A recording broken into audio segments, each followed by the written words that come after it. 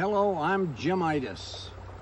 They tell me I'm 86 years old and I still like to flex my pectorials. I used to do that for my wife. I'd come up in her bathroom and I'd do a pose behind her in her mirror. And then she'd always say to me, "I look better than you do, and I don't even lift weights." She'd say, "You don't even look like a weightlifter." I said, "Well, that's really bad." And so anyway, I just like to tell you those little things. I gotta tell you one thing about my wife. She's been gone 7 years now.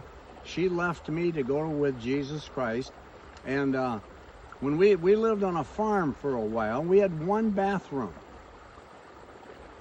And would you know it, it'd take her about 45 minutes every morning to fix her hair. And when she was fixing her hair, I had always had to have a bowel movement. And so I don't like to turn the fan on. And so I'm stinking the place up. And she said, "Turn that fan on." So I'd flip the switch up, and 2 seconds later she'd say, "That's better." And I think to myself, 2 seconds, all that stink left.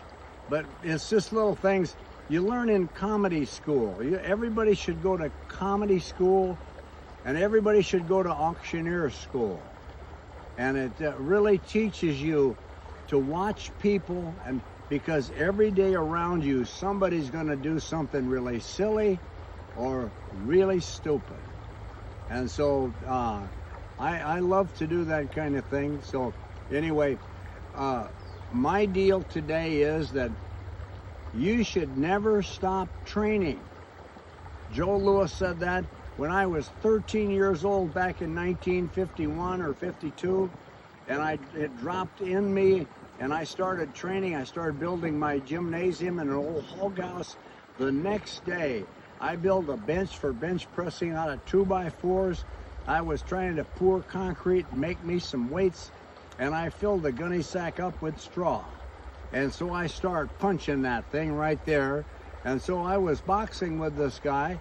That's the first time, and back then I had cracked ribs from a left, I think it was a right jab or a left jab, I'm not sure. And so my message today is NST, NST, NST. Never stop training. Never stop training. And GGG is God's great grace abounds to you, and you have sufficiency for all things. And I hope you begin to realize what that really means. Thank you for watching.